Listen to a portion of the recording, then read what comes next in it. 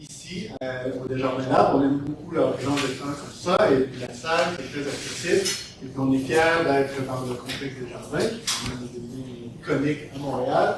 Donc merci beaucoup aux gens du Desjardins Lab de nous accueillir à Visualisation Montréal.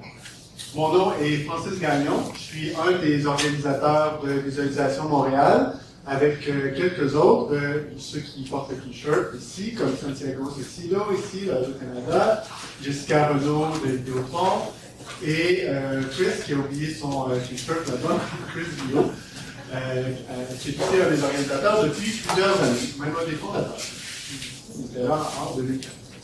On veut remercier non seulement Desjardins Lab, mais aussi notre commanditaire principal, Plotly, qui rend ça non seulement possible, mais qui aussi vous nourrit. Donc, merci beaucoup à nos commanditaires. On va avoir un mot de Plotly, on a son représentant Nicolas ici ce soir, qui va nous parler à la fin du meet-up un peu de ce qu'ils font. C'est vraiment quelque chose dont on peut être fier à Montréal. Prochain commanditaire, est-ce qu'il y en a qui connaissent Snapday? Si oui, il faut changer vos signets pour Omnici. Il vient de changer leur nom. Il s'appelle maintenant Omnici. Peut-être plus, tu pourrais nous dire rapidement qu'est-ce qu'ils font. C'est notre commanditaire pour 2018. Oui, moi je travaille pour Omnici. C'est une compagnie dans la Silicon Valley. On fait des produits de visualisation de données sur des grands ensembles de données. La caractéristique, c'est que la base de données roule sur le GPU, donc il est très très rapide pour des grands ensembles de données. On est très fiers aussi du soutien de Omnici.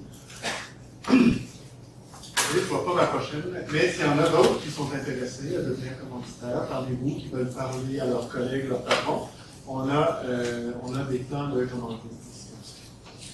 Visualisation Montréal, d'ailleurs, j'aimerais savoir qui en est à sa première visite à un meet-up de Visualisation Montréal. Comme d'habitude, environ 80% de monde. C'est pour ça qu'on a 1750 membres et 50 personnes dans la salle. Les gens ne reviennent jamais. On a loué le Centre Bell une fois et puis ça n'a pas valu la peine. Mais quand même, vous voyez, depuis le dernier meet-up qui était ce printemps, je crois, oui, c'était en avril ou en mars. On a 150 membres qui se sont ajoutés sur Meetup. C'est notre 12e rencontre. Et on a un compte Twitter avec 418 abonnés, donc on est en fait très fiers.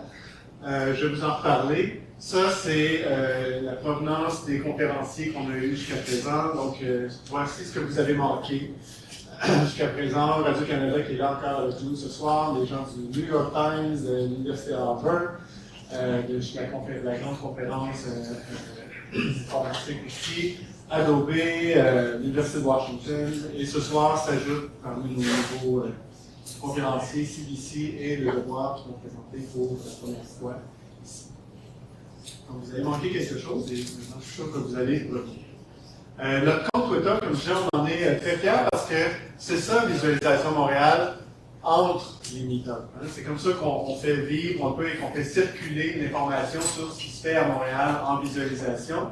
Notre compte est à Visualisation.pl et puis on a le mot-clic ici que vous pouvez utiliser d'ailleurs ce soir aussi si vous tweetez à propos de ça et que vous voulez être vu, vous pouvez suivre. Nous-mêmes, on suit le hashtag, on vous retweet et compagnie, donc n'hésitez pas. Et ce que vous allez trouver sur le compte Twitter, on a des données. Des fois, on trouve des données sur Montréal ou sur le Québec qui peuvent être intéressantes, donc ils sont là. Des graphiques qui parlent de Montréal ou du Québec même en général. D'autres rencontres peut-être pertinentes. Évidemment, on annonce nos meet-ups. Souvent, c'est là que vous allez avoir la primeur avant même que ça passe sur meetup.com. Mais aussi d'autres choses qui peuvent être reliées, on le retweet. Et puis les offres d'emploi dans le domaine de la visualisation. Donc, on vous encourage à trouver ici. Et nous aussi, on vous suit. Donc, il y a plus de chances qu'on vous trouve comme étant des gens qui font de la visualisation à Montréal si vous utilisez le hashtag. Prochaine diapo surprise. Ah, le comité organisateur, je voulais déjà. Ah, j'ai oublié Jacqueline, Jacqueline qui est là-bas, elle a oublié son t-shirt aussi. Jacqueline qui est en train de manger la dernière fois qui désolé. Qui est aussi une membre du comité organisateur. Et nos projets de 2018, puisque vous sachiez, d'ici la fin de l'année, on a 2 autres rencontres et on a notre chaîne YouTube qu'on alimente de plus en plus. On filme tous nos meet-ups et puis après ça, on les met sur YouTube, séparés par conférence. Donc, si vous voulez partager ce que le Devoir a dit en particulier, Radio-Canada, etc. Et souvent, on récolte en fait des centaines de gens qui viennent voir ça. Les conférences de Chi en particulier sont super cool, sont très intéressantes. Il y a vraiment des choses sur le futur de la visualisation qui se sont discutées là. Je vous encourage à aller voir notre chaîne YouTube. À propos des 2 rencontres en question, la prochaine sur les métiers de la visualisation est, croyez-le ou non, la semaine prochaine, vendredi prochain. Le 16 novembre, on va parler de comment est-ce qu'on peut travailler dans le domaine de la visualisation et on va avoir des gens qui vont venir parler eux-mêmes de leur parcours et de leurs responsabilités aujourd'hui dans le domaine. Celle d'après, ça va être sur le thème des couleurs de la visualisation, qui est vraiment un élément central. Donc, comment est-ce qu'on... How to get it right. Well, and I forgot to mention that this is a bilingual meetup, so it's in French and it's English with a French accent. It's a new language. And we're going to have one of the conferences tonight, as you may have seen on meetup.com, is in English, the one by Roberto on the CDC. Sorry about that, I usually switch to the much. Donc, les couleurs de la visualisation, le 17 décembre, si vous n'êtes pas déjà parti dans votre année. Et aujourd'hui, voici notre programme. Point 0, c'était moi. Et après ça, on a Jessica de Visualisation Montréal qui va vous parler un peu de ce que les partis politiques ont fait pour utiliser la visualisation pour convaincre les gens de voter pour eux. Et malheureusement, Philippe Fournier de Québec 125 ne pouvait pas être là avec nous ce soir, mais on trouvait que c'était vraiment un visuel marquant de la campagne, donc on va vous présenter. Et après ça, évidemment, on a nos 3 médias qui vont parler. Comme je vous ai dit, notre commanditaire nous parle à la fin. Et vous allez voir, on annonce aussi, on a un endroit où on va après pour ceux qui veulent aller prendre un verre pour discuter de visualisation, des membres du comité organisateur vont être là, peut-être des conférenciers aussi. C'est à exactement 5 ou 4 minutes de marche. Donc, j'invite Jessica. Donc, bonsoir à tous. On est super contents de vous d'être avec vous pour aborder ce sujet-là ce soir. On avait extrêmement hâte d'aborder le sujet de la politique parce que vraiment, pour nous, la couverture des élections 2018 au Québec a été une super belle surprise d'un point de vue de visualisation de données. Il y a vraiment eu des visualisations de qualité qui ont été faites. Vous allez voir avec les conférenciers qu'on a tout au long de la soirée. Il y a aussi beaucoup plus de visuels qui se sont produits, qu'on pense que ce soit dans les médias traditionnels, sur le web ou encore sur les médias sociaux. Par contre, il y a une place qu'on trouve qui est encore un peu. C'est vraiment de se dire est-ce que la visualisation a une place pour servir les citoyens? C'est-à-dire, pourquoi les politiciens n'utilisent pas la database? On a fait un petit recensement rapide là, sur différentes plateformes électorales, médias sociaux, de partis politiques. Puis ce qu'on voit souvent, c'est quelque chose comme ça. 40% de la croissance économique vient des... C'est cool, c'est une super nouvelle si ça vient d'action du Parti libéral québécois, c'est une belle chose à mettre de l'avant, mais ça manque un peu de contexte. Est-ce que c'était 50% avant, puis c'est devenu 40%? Est-ce que c'était 20%, puis c'est rendu 40%? C'est le genre d'information qui pourrait bénéficier énormément de mise en contexte. On en parle toujours, qu'est-ce que la visualisation de données? On commence souvent nos méthodes comme ça. Il y a aussi une chose qu'on s'entend à dire tous, c'est que la visualisation de données, c'est une façon de communiquer qui est extrêmement simple et abordable. On peut prendre une tonne de chiffres puis le transformer en un graphique. On peut prendre un concept qui n'est pas nécessairement facile à comprendre puis le transformer en quelque chose qui visuellement parle aux gens. On peut vraiment, tu sais, le mauvais adage, une image pour des mots, ça marche aussi en database. C'est ce qu'on voit vraiment en politique ces temps-ci, c'est pas mal ça qui est plus un infographe. On a trouvé un graphique qui est produit par le Parti libéral québécois sur Twitter. On va s'entendre, il n'y a personne qui est comme « Oh my God, wow, c'est vraiment beau ». on s'entend, mais c'est un beau premier pas. Il y a des fautes obvious. On va en pointer une, l'axe qui commence pas à 0. Mais bon, c'est quelque chose qui a été publié sur Twitter, il a été retweeté énormément. C'est un sujet qui n'est pas très polémique, vraiment, le taux de chômage chez les immigrants. Mais ça montre un engouement du public pour l'utilisation un petit peu plus fréquente de la police de la part des politiciens. On va quand même faire un salut. Gabriel Nadeau-Dubois. C'est important de le dire parce que c'est le seul qui a utilisé la database pour simplifier un contexte. En fond, il a posé une vidéo sur Facebook. Si vous ne l'avez pas vu, il est assez facile à retrouver. Puis, tout ce qu'il fait, c'est nous expliquer quelque chose qui est extrêmement complexe, soit la réforme de la taxation, le changement des paliers d'imposition. Il va le faire d'une manière extrêmement simple. Il va utiliser un pie chart en premier, puis un outil visuel. Puis, en fait, je suis tentée de le laisser expliquer lui-même. On va vous faire jouer la vidéo.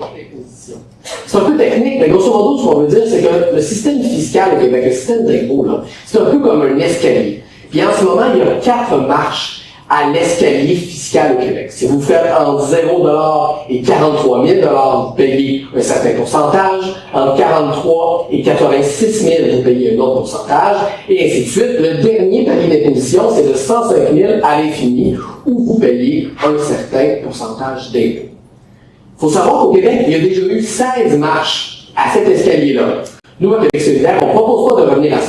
Ce qu'on propose, par contre, c'est de revenir à 10 paliers d'imposition. Bref, d'avoir un escalier fiscal à 10 marches. Et c'est comme ça qu'on va être capable de réduire les impôts de la majorité des gens, tout en allant chercher plus d'argent. Je vous donne les détails. Regardez la différence entre les deux systèmes. Dans le système actuel, il y a seulement 4 marches à notre escalier d'impôt, mais ce sont des grosses marches. Nous, ce qu'on propose, c'est de passer à un système où il y a plus de marches, où il y en aurait 10, mais où ce sont des plus petites marches. Vous ne le saviez pas, mais vous allez apprendre un petit peu plus sur la fiscalité québécoise en dans ce livre-là. Vraiment, on s'entend que ce qui est présenté comme visualisation, c'est bien, c'est extraordinaire, mais je trouvais ça extrêmement intéressant parce que ça permet de faciliter un concept qui est difficile pour l'audience en quelque chose qui se compare très facilement, de dire on part de là, on s'en va vers là, voici les différences. Donc, une belle utilisation de la visualisation de données de la part d'un politicien, puis ce qu'on souhaite pour les prochaines élections, c'est qu'il y en a des plus.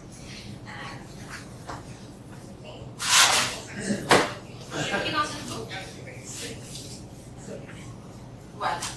Donc, si on est un petit peu triste que les politiciens n'utilisent pas la database, on est extrêmement content de la part des médias, du travail qu'ils font de couverture. Puis, même si Philippe Fournier ne peut pas être là ce soir pour nous présenter son travail, on trouvait que c'était crucial pour le travail qu'il fait pour la politique au Québec, au Canada. Donc, en fait, Philippe a développé un modèle statistique qui fait de la projection de résultats électoraux à partir de résultats de sondage, de tendances électorales qu'on va voir, d'histoire de passé et de données démographiques. Puis, souvent, quand on pense à des résultats de sondage, moi, j'ai ce graphique-là en tête. Québec 125, on a fait on l'a tous vu dans un journal ou sur un média social. C'est un bon graphique, c'est parfait, ça représente ce qu'on a à savoir, c'est-à-dire la proportion de vote pour chacun des partis. On peut identifier facilement le parti par sa couleur, son logo. On a même un petit aperçu de la progression avec le plus 2, moins 2. Ça donne une petite tendance. Mais encore une fois, ça manque un peu de contexte. Ce que je trouvais vraiment intéressant de Québec 125, c'est son approche de l'évolution dans le temps. Donc, on rapporte un peu la même information que vous avez vu au premier graphique, mais à différents points dans le temps. Donc, chaque ronde va représenter le résultat du vote, du sondage sur le vote populaire. Puis, la ligne nous trace une moyenne combinée. Fait qu'on peut vraiment voir à travers le temps une évolution des intentions de vote finalement du public jusqu'à la date limite qui est bien identifiée, qui est le jour des élections. Je trouvais que c'est un travail intéressant de contextualiser les intentions de vote. Un travail aussi intéressant qu'il a fait, c'est dans l'expression de l'incertitude. On sait, Philippe fait des modèles de prédiction. Quand on fait de la prédiction, il y a toujours de l'incertitude. Puis, c'est quelque chose dans le database qu'on a souvent de la misère à mettre. Comment qu'on montre que, en principe, là, la CAQ devrait avoir 31,6% des intentions de vote. Ça, c'est ma position. Mais je suis pas sûre parce que c'est de la modélisation. Fait qu'ici, il vient nous montrer un intervalle de confiance avec une zone qui est un petit peu plus pâle, puis une borne inférieure supérieure. Fait qu'on se dit, on voit très facilement, où on devrait se voir dans chacun des parties selon la prédiction qu'il fait, mais on peut voir aussi comment ça pourrait que ça penche d'un côté ou de l'autre, puis comment il y a de l'overlap, par exemple, entre la CAQ libérale au moment de cette projection. Donc, je trouvais que c'est une belle approche quant à l'incertitude pour la présence. Sinon, je suis encore pris. Je n'ai pas de don avec les PowerPoint et tout. Voilà. Je vais m'en sortir. Une autre façon traditionnelle de présenter des résultats politiques, c'est le classique, le nombre de sièges. Donc, vraiment une disposition de comment les sièges sont au Sénat, une couleur, encore une fois, qu'on associe au parti. Vraiment une visualisation classique sur comment va se répartir les sièges selon les projections. Mais, encore une fois, Philippe nous propose de quoi très intéressant. Toujours dans la même dynamique de l'incertitude, l'étendue, il va nous présenter l'étendue du nombre de sièges possibles par les partis. Fait que ça nous permet de voir, encore une fois, de nous donner un concept sur une petite intuition sur à quel point ça pourrait varier. Par exemple, on voit là, pour la CAQ, puis il était proche des vrais résultats, c'est quand même impressionnant son modèle, là, mais on voit que ça aurait pu varier énormément, donc une très grande dispersion. Ça, c'est quelque chose, pour moi, je n'ai pas vu très souvent dans le genre de présentation de résultats. Je trouvais ça intéressant de le mettre de l'avant aussi. Finalement, un classique, encore une fois, si vous avez suivi la soirée électorale, les maps, c'est ce qu'il y a sur tous les écrans, tous les médias, tout le temps. Donc, on ne prend pas la responsabilité de Québec sans l'époque. Mais encore une fois, j'aimais souligner qu'il apporte la petite nuance sur l'incertitude, où il va utiliser une couleur qui est vraiment pure et foncée, plutôt pure, quand le comté est certain, très certain d'avoir la victoire. Une couleur un petit peu plus pâle, voire même une couleur mixte, comme le montre ici, pour indiquer l'incertitude ou le penchant entre deux parties. Finalement, la dernière liste que je trouvais intéressante, c'est sur la projection des maîtresses. Donc, il vient ici nous montrer c'est quoi les chances que chaque parti remporte la victoire. Vers le bas, c'est facile à comprendre. Il y a 1,2% de chance que ce soit l'égalité. Le PQ n'avait aucune chance. Les libéraux ont très vite. Ce que je trouve intéressant, c'est la façon qu'il a exprimé les résultats de la CAQ. Donc, en bleu foncé, il vient nous dire il y a 55% de chances qu'ils soient majoritaires. Mais il vient superposer à la fin les chances que ce soit un gouvernement minoritaire. Fait qu'on a vraiment une idée des chances complètes que la CAQ soit au pouvoir, tout en étant capable de distinguer c'est quoi les chances qu'ils soient majoritaires ou minoritaires. Je trouvais que c'est une belle application de DataVis pour mixer deux contextes, en fait deux concepts, sans alourdir la présentation.